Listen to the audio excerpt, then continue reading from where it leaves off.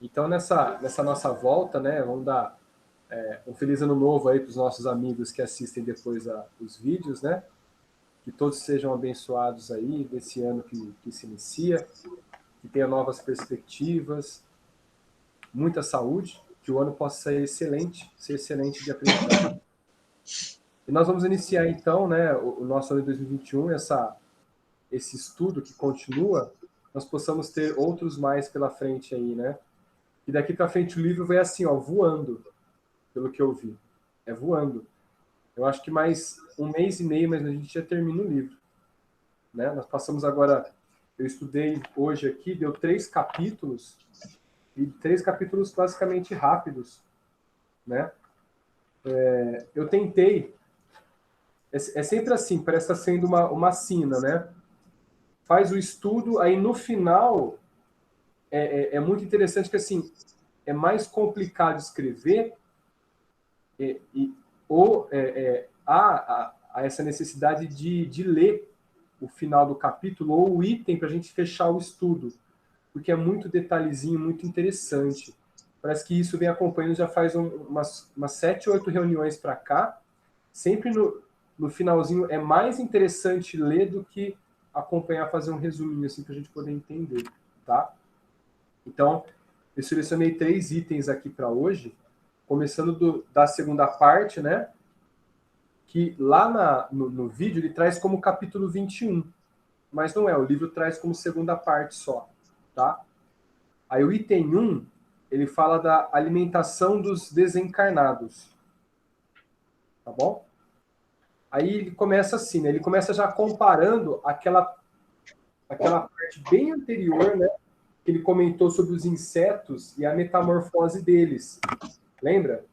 Ele comentou daquela metamorfose como a nossa, como para gerar o corpo espiritual a partir do corpo mental, né? Na desencarnação. E aí ele usa o mesmo exemplo aqui, né? Então o André Luiz ele compara a alimentação ao ato de respirar dos encarnados.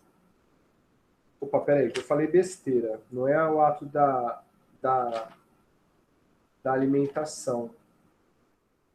Deixa eu ver. Ah, não, é isso mesmo. Mais para frente ele compara, né? Mais para frente. Tá, não é agora. Então ele fala assim, ó, sabendo que o gás oxigênio passa pelos alvéolos pulmonares para que o sangue para o sangue e do sangue para as células, produzindo energia. Só para voltar um pouco, traduzindo a linguagem mais fácil, dentro dos pulmões nós temos milhões de alvéolos pulmonares. Os alvéolos são pequenos saquinhos que vão trocar os gases, troca o oxigênio com o gás carbônico. Então, quando a gente inspira, a gente capta o ar atmosférico, joga para o interior dos pulmões, faz essa troca de oxigênio pelo gás carbônico entre o alvéolo e o sangue, e o oxigênio viaja para onde precisa, entregando esse gás para a célula que necessita. E a célula captura esse oxigênio e utiliza como a produção de energia, junto com o açúcar que a gente come diariamente. O açúcar que eu falo assim, né? Os carboidratos, né? Que a gente tem o nome de açúcar. Quando a gente fala de açúcar, acho que é tudo que é doce, né? Não, nem tudo, né? Então a gente utiliza o oxigênio mais o carboidrato para poder produzir a energia que a gente tem. Então ele faz essa comparação assim, né? A alimentação dos encarnados tem por finalidade fornecer matéria para a construção ou reparação do corpo físico. O que ele quis dizer com isso? Ele fala assim, ó, a alimentação é necessária? Muito, para compor o corpo material, né, átomos e moléculas, para construir ou reconstruir. A respiração vai gerar energia, completando com o material da alimentação. Porém, olha que, vou falar assim, não é nem maluco, né? Assim, é muito interessante. Ele fala assim, ó, o André Luiz, ele comenta a praticidade de equilíbrio do metabolismo, regulando sempre quando há um desajuste, né? Então, sempre quando ocorre um desajuste, o corpo encarnado, ele acaba ajustando. Agora, imagina isso no corpo espiritual. Tende a ter um ajuste, e o que não ajusta acaba refletindo no corpo material, tá? Aí ele comenta assim, ó, deste modo, o encarnado se alimenta muito mais pela respiração, olha isso, muito mais pela respiração, colhendo o complementar da alimentação para distribuição dos potenciais de força. Ou seja, a molécula de oxigênio trazida para o nosso corpo, ela tem muito mais energia do que a nossa própria alimentação, que é o que os hindus chamam de prana, que através da respiração se tira o prana. E é verdade. Quando o nosso corpo já está mais apto, um pouco mais evoluído, a gente pode ver isso materialmente, né? Quando está mais evoluído, a gente come menos e tem mais energia. A gente pode reparar os idosos quanto comem menos, né? Para ter a mesma energia que nós, por exemplo, para continuar o seu metabolismo. Ah, mas tem uma queda de metabolismo, tudo mais. Tem, mas eles comem muito menos ainda. Tá? Então, assim, o corpo acaba adaptando a aproveitar esse prana, né? E uma vez ouvindo uma palestra, uma pessoa ensinou como retirar o prana com mais qualidade do ar. Ela pediu para inspirar fundo, segurar o ar uns 5 segundos, 10 segundos e soltar. Quando a gente faz isso pelo menos 5 vezes por dia, a energia ela aumenta demais. E é verdade. Comecei a fazer o negócio assim, ó, é absurdo. É absurdo. É muito bom. Tá? Alguém ia comentar alguma coisa aí? À vontade. É que quando esse que você falou do prana, eu faço isso todos os dias pela respiração consciente. Quando eu vou meditar, faz primeiro esse, que é para ir acalmando. E você vai sentindo tudo se acalmando. Verdade. Sim. Benefícios são amplos, né? É aquele ajuste, né? Vai entrando a energia. E como ele falou aqui, ó, quer ver? Aqui, ó, ele colocou aqui, ó. É muito mais pela respiração, colhendo o complementar da alimentação.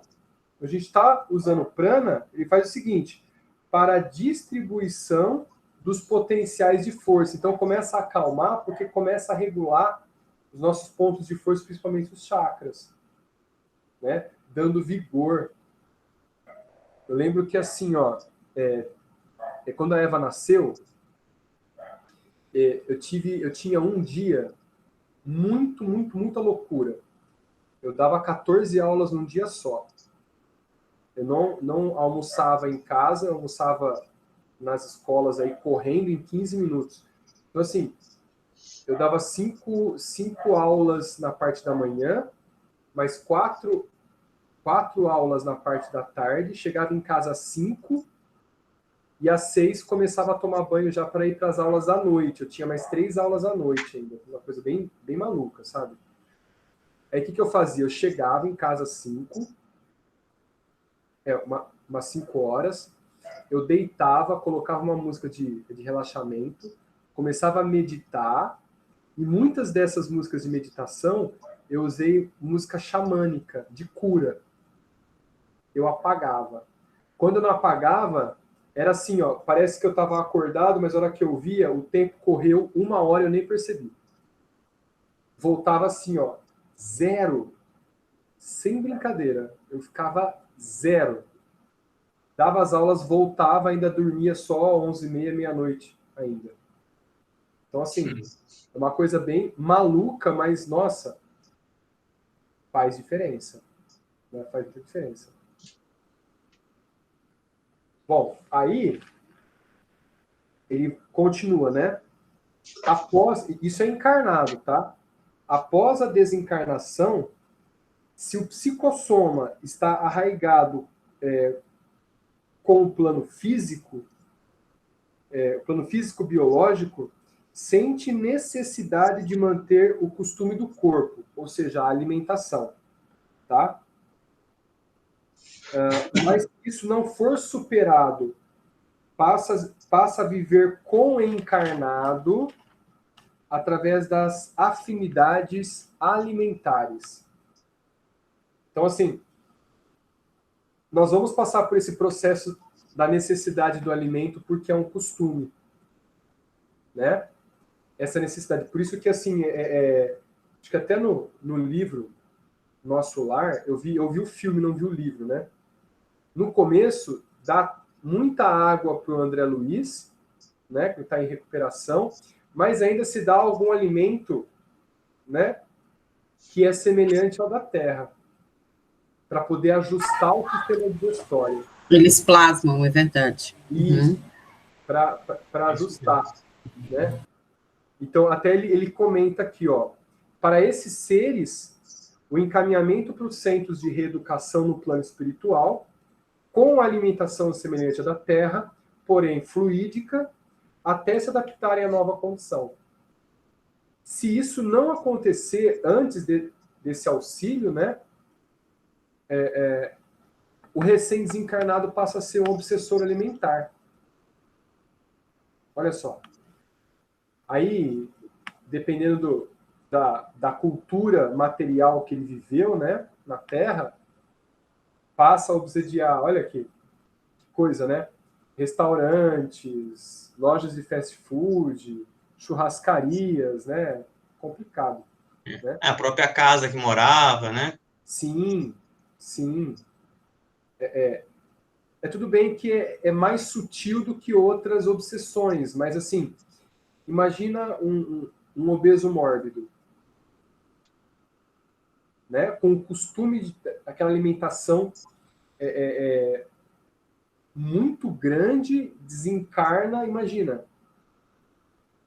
Como deve ser a cabeça de um recém-desencarnado, obeso mórbido, tentando de qualquer jeito, sentindo aquela dor de fome, porque assim, ele morreu por também ter um peso mais elevado pela alimentação, né, exagerada.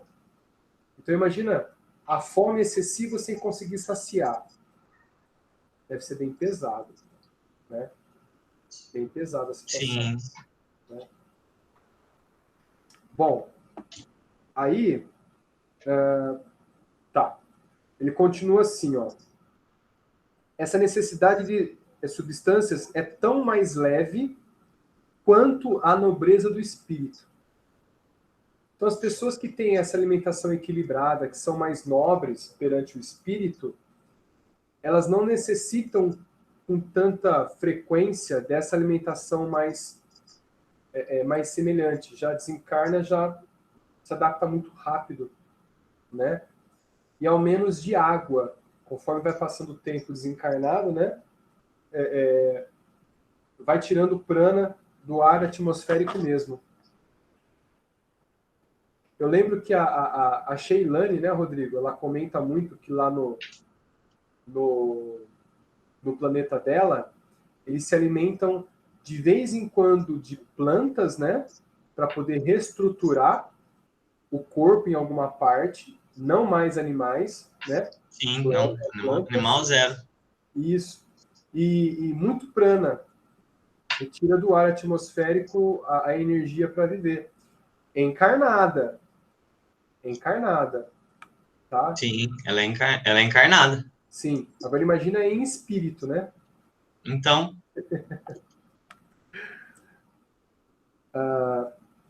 A difusão cutânea de fluidos nutre-se de produtos sutis ou de simbiose quimioeletromagnética de reservatórios da natureza. O que ele quis dizer com isso? Quando a gente fala em difusão, a gente fala assim, ó, a difusão é quando os gases ou alguma substância, ela se mistura naturalmente com outra. Isso é uma difusão, tá? Então, ele fala assim, que essa difusão dessas energias através da pele, né, que é essa difusão cutânea de fluidos, de produtos sutis, ou seja, de energias que vêm, mas também saem de nós, né? Ou síntese quimioeletromagnética, ou seja, de produção eletromagnética do corpo ou de algumas reações químicas, tá? Dos reservatórios da natureza. Aí a gente entra na questão das plantas, que naturalmente fazem as reações de fotossíntese, produzindo elementos de alimentação, contendo energia concentrada. Se tem energia concentrada no plano material, imagine no plano espiritual.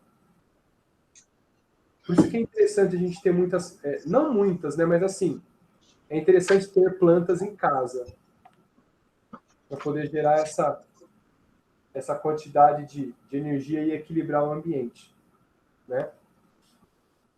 E aí ele faz o seguinte, né?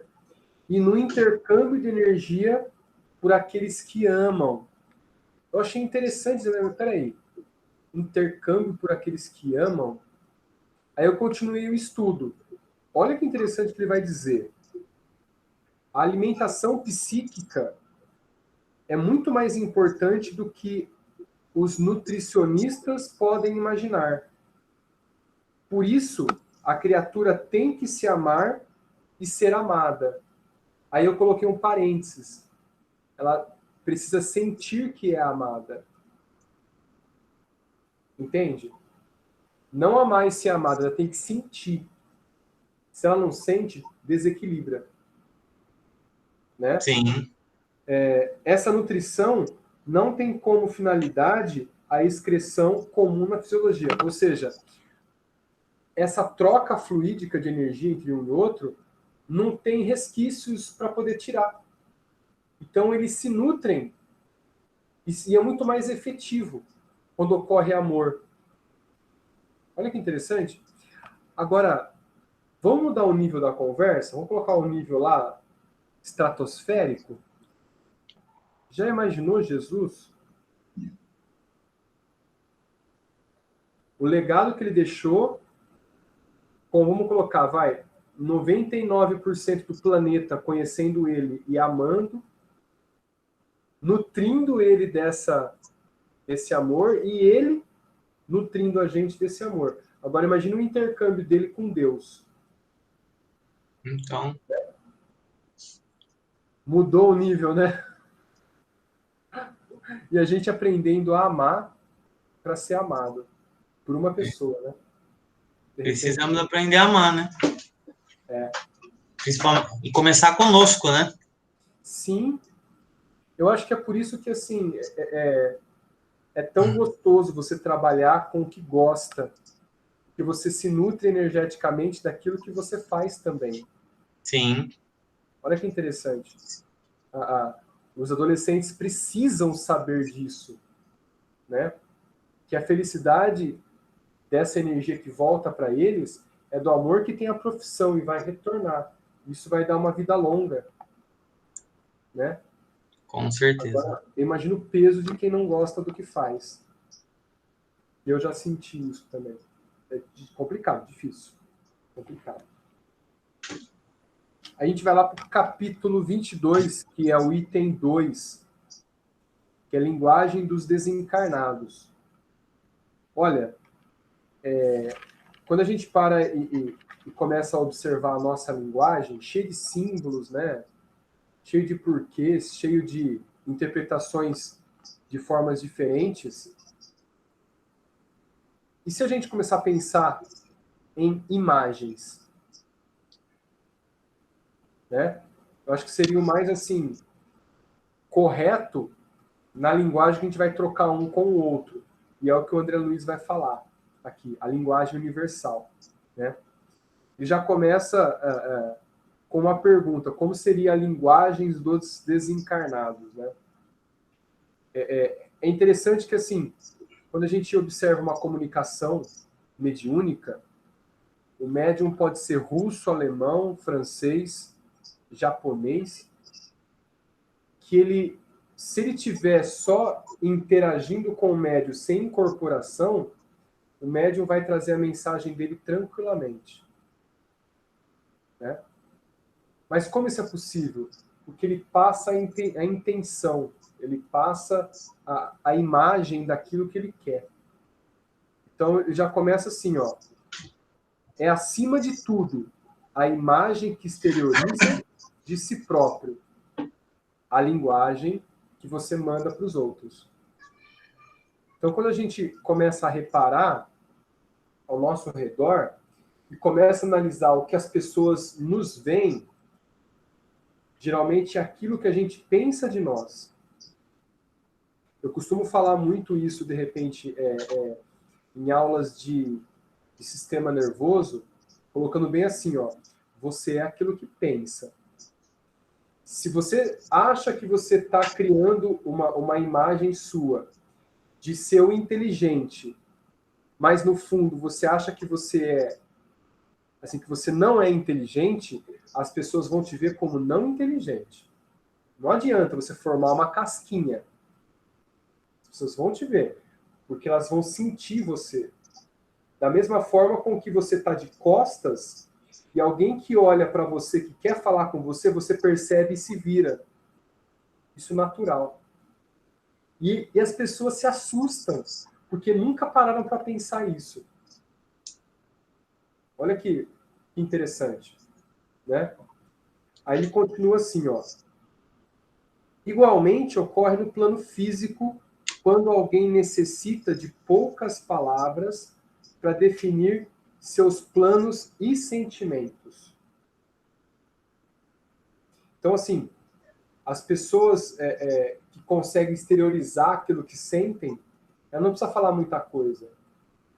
O famoso sorrir com os olhos, né? Sim. Se a pessoa está bem, ilumina.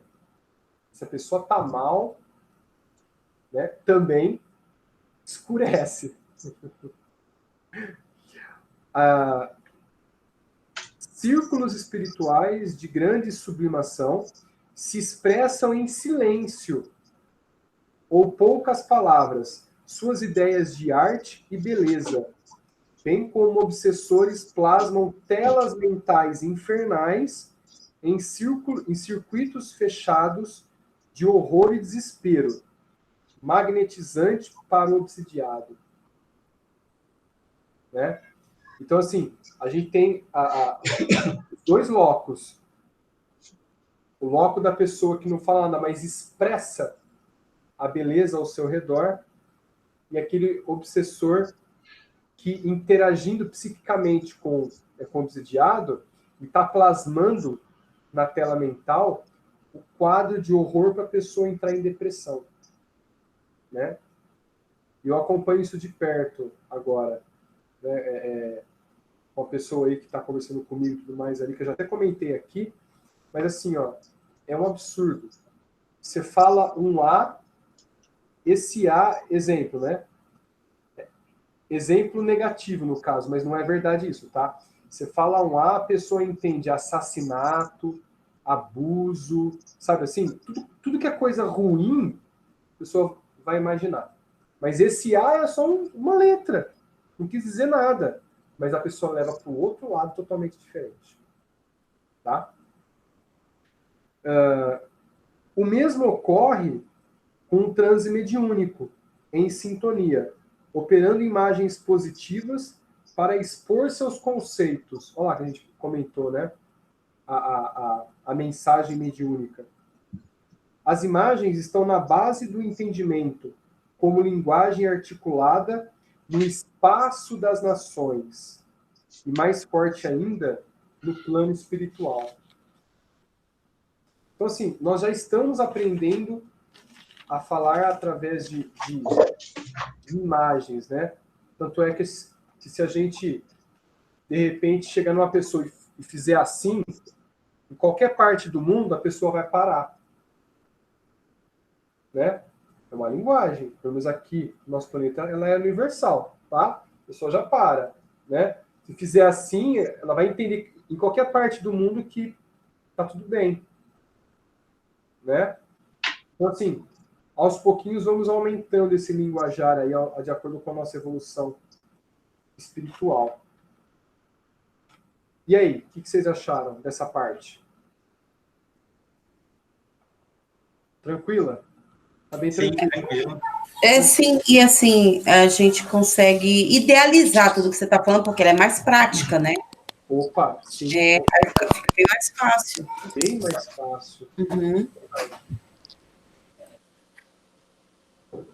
Super importante, né? Demais.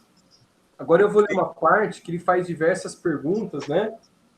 Que é corpo espiritual e volitação. Aí, para quem está sem a colinha aí, eu vou compartilhar a tela com vocês, tá? Por favor.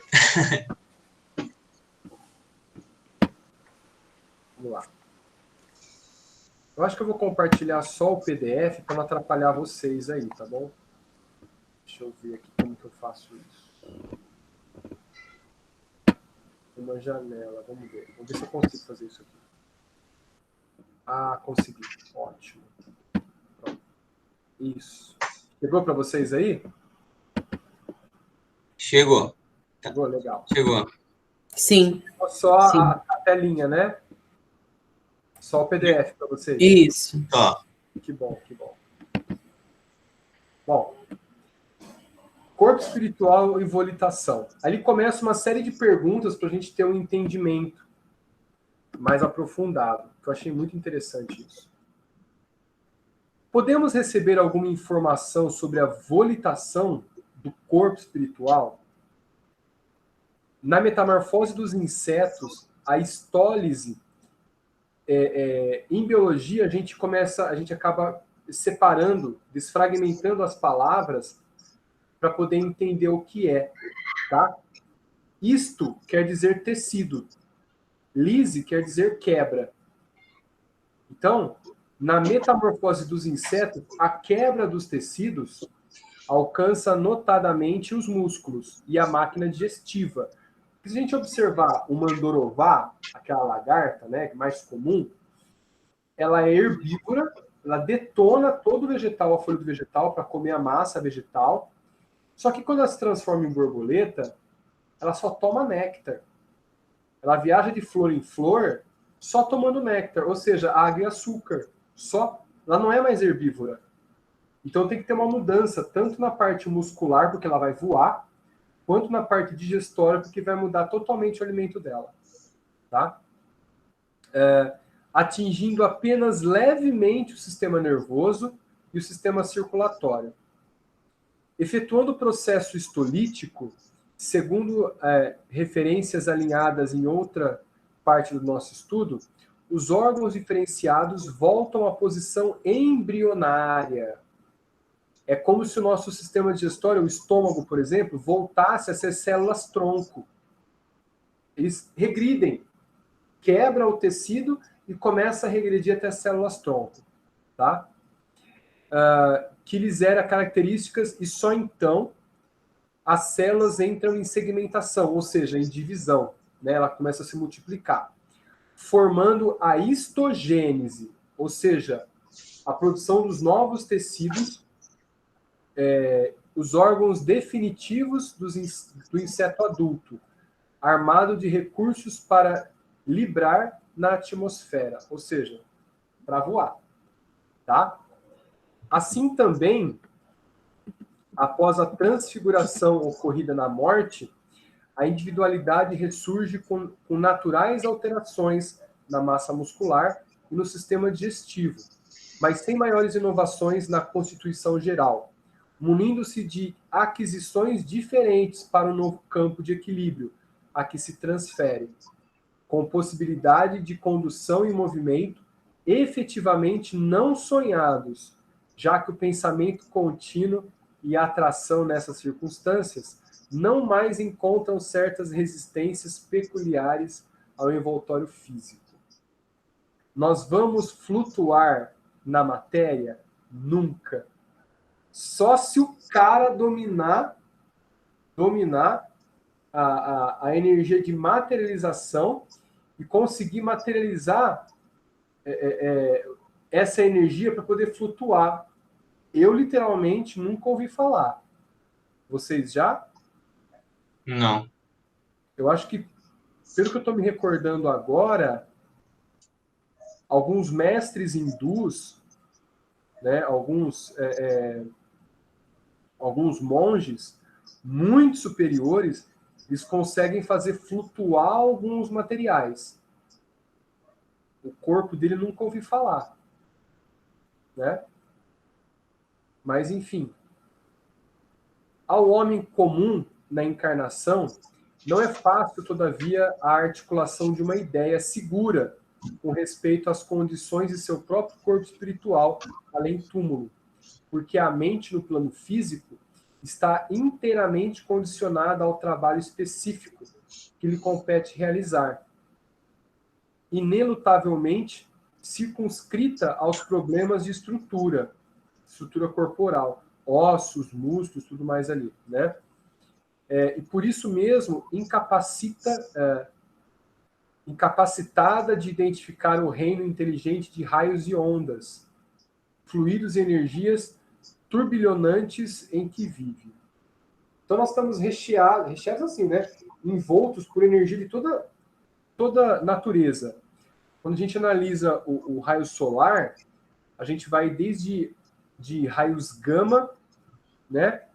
Até ondas médias, AM, FM, ondas de rádio, ondas de televisão, radiação ultravioleta, raio-x, né?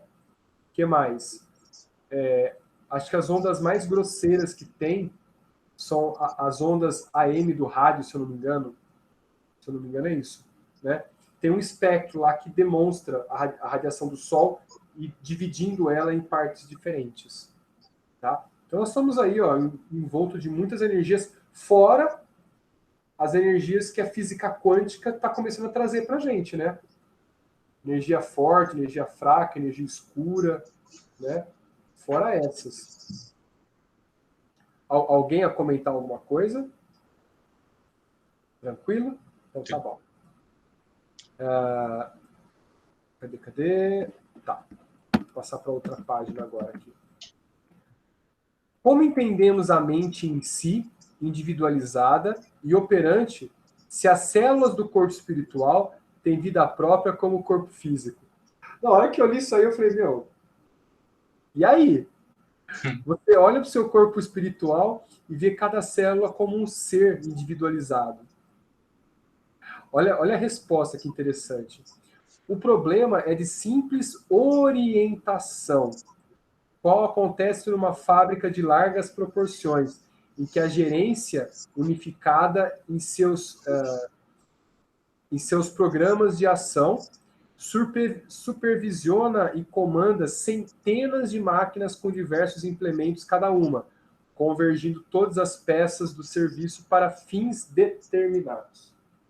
Então, o centro das vontades é o centro de comando da nossa vida, do corpo. Então, a mente, né? A mente física recebe, vamos falar assim, orientações da mente espiritual, do corpo espiritual, né? Para que haja um equilíbrio. Por isso que há tantos desvarios e desequilíbrios numa mente atormentada. Olha só. E aí aquele resquício de culpa, egoísmo, raiva, ódio, vingança de outras vidas, ela traz essa marca espiritual que vai refletir na carne ao longo da nossa vida como materialização daquilo que é necessário extirpar do espírito.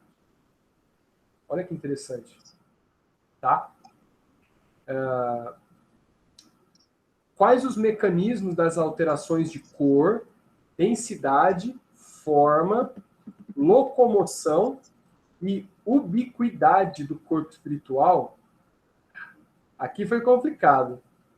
A pergunta está criteriosamente formulada, no entanto, para a ela responder com segurança, precisamos dispor na Terra de mais avançadas noções acerca da mecânica do pensamento. Ou seja, Vão viver mais uns 500 anos, depois eu explico. Foi interessante. Com certeza. Próxima pergunta. Em que condições o corpo espiritual de um desencarnado sofrerá compressões, escoriações ou ferimentos? Dentro do conceito de relatividade, isso se verifica nas mesmas condições que o corpo físico é injuriado, dessa ou daquela forma na Terra. Não dispomos, entretanto, presentemente, de terminologias adequadas na linguagem terrestre para mais amplas definições do assunto.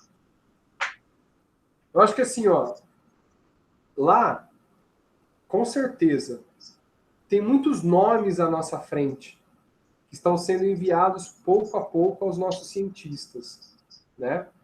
Estudiosos, cientistas e tudo mais.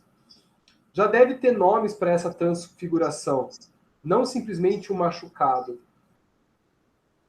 né? Como que vai ocorrer num plano espiritual? As células vão se desagregar, vai ter novamente um magnetismo de outras células que vão se juntar a essa lesão espiritual, né? Ficou um ponto de interrogação muito grande aí, né? Talvez outros livros mais de hoje em dia que são enviados para a gente aí podem explicar melhor esse porquê, tá? Qual é a ordem de formação dos centros vitais pelo princípio inteligente do seu corpo espiritual? Olha que pergunta magnífica, né? Qual é a ordem de formação dos centros vitais? Sabemos que a formação dos centros vitais começou com a primeira manifestação da plasmocinese nas células. Plasmocinese seria a divisão desse plasma entre as células, pegando pela terminologia da palavra, né? Plasma seria, ou seja, plasmar ao nosso plano, e cinese, produção ou divisão. Divisão, não produção, divisão. Difícil, né? Sob a orientação das inteligências superiores. Contudo, não dispomos ainda de particularidades técnicas para penetrar nesse domínio da ciência ontogenética. Aí pegou. Ontogenética. Eu só sei genética. Significa a palavra genética. Alguém sabe? Nunca ouvi falar. Não, não tenho nem noção do que seria isso. O que está me vindo na mente aqui, o que ele quis dizer com a resposta, essa formação dos centros vitais, como ocorreu de início, né? Que ele simplesmente responde assim: sabemos que a formação dos centros vitais começou com as primeiras manifestações da plasmocinese nas células, sob orientação das inteligências superiores. Isso pode ser tanto na evolução dos seres, quanto na formação de uma encarnação. Agora, como que se processa dentro da célula através para gerar ontogenética? Porque os centros vitais, eles não estão no corpo físico, né? Eles estão no perispírito, né? A gente não pode ver esses centros físicos, né? Esses centros vitais. Ele está falando dos chakras. Isso. Mas ele traz aqui, Sandra, a parte da genética. Ele traz... Ontogenia ou ontogênese refere-se ao processo... Não, pode continuar, desculpa, pode continuar. Refere-se ao processo biológico de desenvolvimento dos indivíduos, desde a fundação do óvulo até a maturidade. A ontogenia compreende o estudo do desenvolvimento de um organismo e de suas transformações a cada etapa.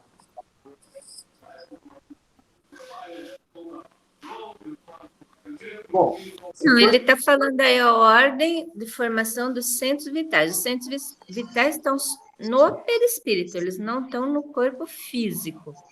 Então, né? Então, como é que se forma lá? Já, nossa senhora, a gente não vai entender mesmo. Mas aí ele quer dizer assim, ó, como se processa os centros vitais durante a formação do indivíduo?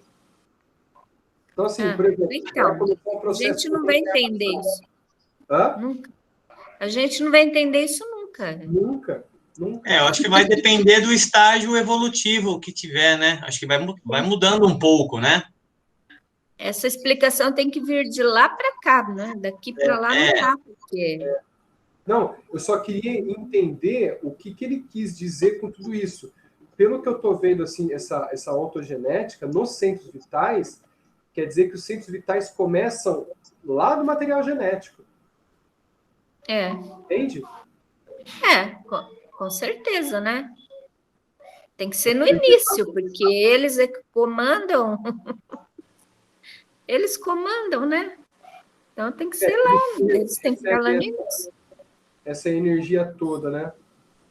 Bom, mas, né, vamos... Mas eu acho que mesmo que eles expliquem, a gente não vai conseguir entender. Falta palavras para a gente ainda está muito atrasado com relação a isso. Quem sabe daqui umas 3, 4 encarnações a gente entenda.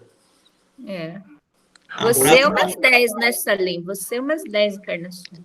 Eu não vou... 3, 4 nós aqui, você é umas 10. Não, eu só tenho mais uma para ir para a oitava dimensão. Nossa, cara. Bom, vamos fechar. Vamos voltar. Cadê? Aqui, ó. Como se processa a esterilização dos centros vitais? Como se processa a esterilização dos centros vitais? Essa eliminação não, né? Essa liberação de energia, né? Associando conhecimento magnético e sublimação espiritual, os cientistas humanos chegarão por si próprios à realização da referida, como já atingiram noções preciosas quanto à regressão da memória e esterilização das sensibilidades. Isso é muito semelhante. Esterilização da sensibilidade, né? Qual a importância da relação existente entre o baço e o centro esplênico, se o baço pode ser extirpado sem maiores prejuízos à continuação da existência do encarnado? Olha que interessante. A gente vai chegar lá no que a Sandra comentou, né?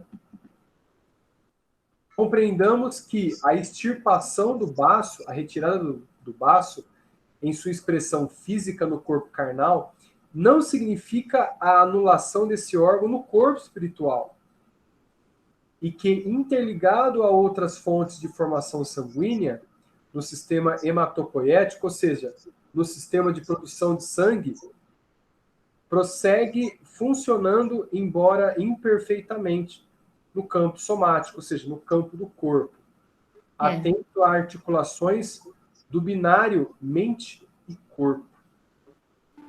Aí sim, hein? Quando a gente vai magnetizar alguém, fazer um tratamento magnético, mesmo que ela não tenha o baço, você tem que trabalhar no baço, se precisar, porque ele está ali, no perispírito. E dá para sentir. Não vai mudar, porque você está dando o passe no corpo, né? No perispírito, ele vai estar ali. É o mesmo que a pessoa que tem um membro amputado, ela sente o membro ainda, mas ele não está lá. Né? Quer dizer que não desfaz, né? Não desfaz. Não tem como. Nenhum membro, né? Ele não desaparece. Não existe isso, né? Qual a importância da relação... Bom, você já foi, né? Como compreenderemos a situação dos centros vitais no caso dos ovoides? Olha isso. Lembra que a gente estudou que ele é retirado tanta energia dele que ele perde sua forma espiritual. Seu corpo espiritual é perdido praticamente. Esse aí sim, né? Esse aí acho que ele perde mesmo tudo, né? Porque Fica ele só o vai corpo ter que sofrer vários abortos para poder ir se recompondo, né? No ventre dessa mãe. Então, esse eu acho que ele perde, ele consegue perder, né? Aí ele coloca assim, ó. É.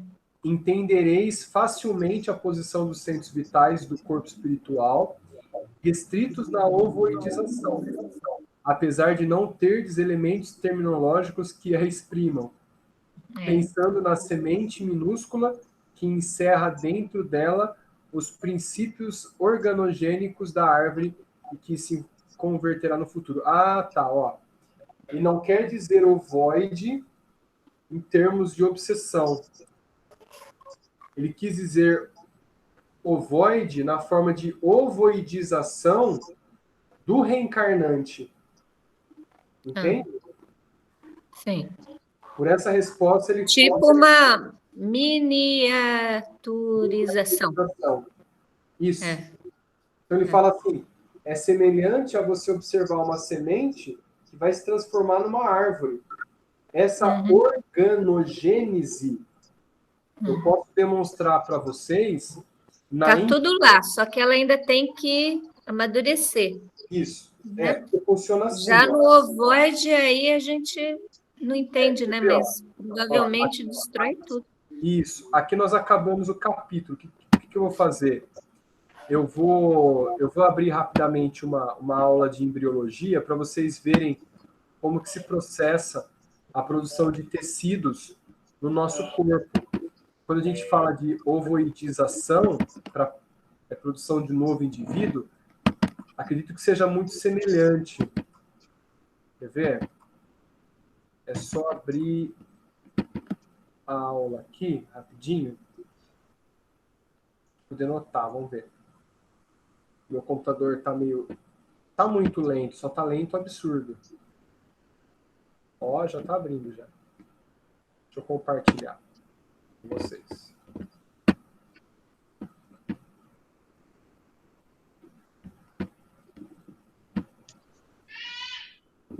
Pronto.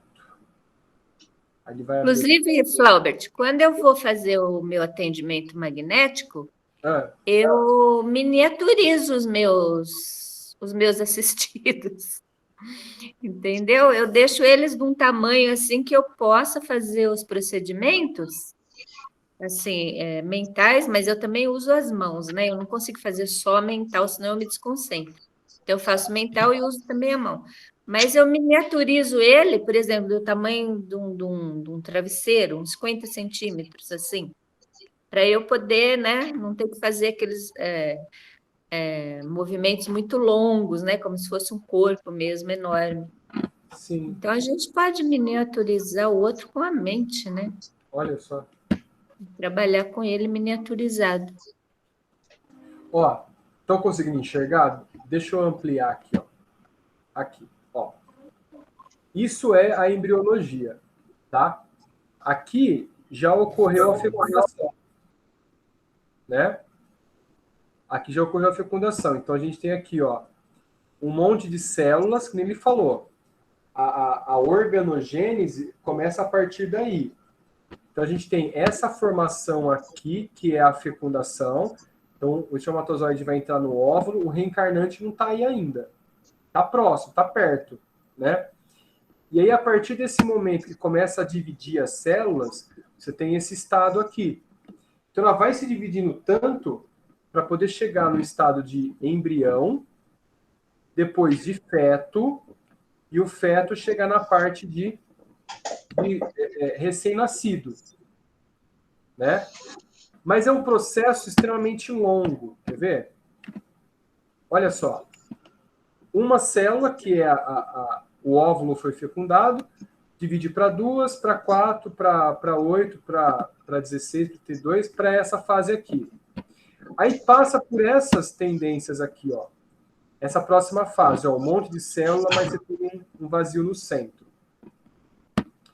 Aí a próxima fase é esta daqui, ó. Ó, é um monte de célula, é oco aqui por dentro, e forma um tecido aqui dentro, inicial.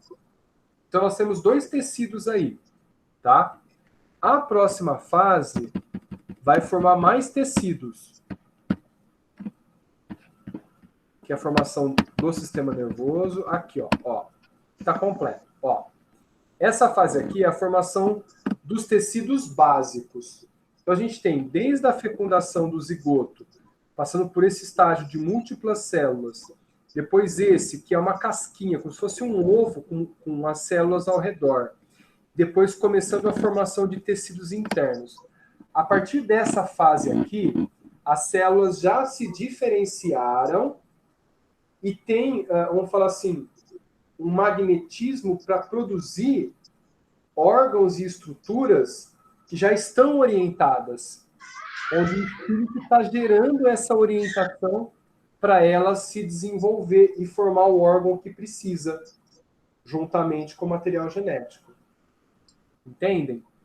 Então, assim, como ele disse lá, a organogênese quer dizer que cada tecido desse aqui que está formado e colorido vai desenvolver uma parte do corpo específica. Entendeu? Tá? Ficou claro, pessoal? Ficou. Cadê vocês? Ficou legal? Sim, ficou ótimo. Então, tá bom. Deixa eu compartilhar aqui. E chegamos aí no final do nosso capítulo, né? Para quem está acompanhando por vídeo, é quase o final do vídeo 14, daquela sequência que eu enviei para vocês lá. A gente vai até o vídeo 18, olha só, agora é mais rápido. Foi rápido mesmo. Bem rápido. Aqui vem capaz de a gente terminar o vídeo 14 e o 15, vai faltar mais 3 vídeos para a gente fechar. E o último vídeo é curtinho também. O 18 é o curtinho. Tá bom? O que vocês acharam aí desse capítulo? Esses capítulos. Estou aqui tentando pensar.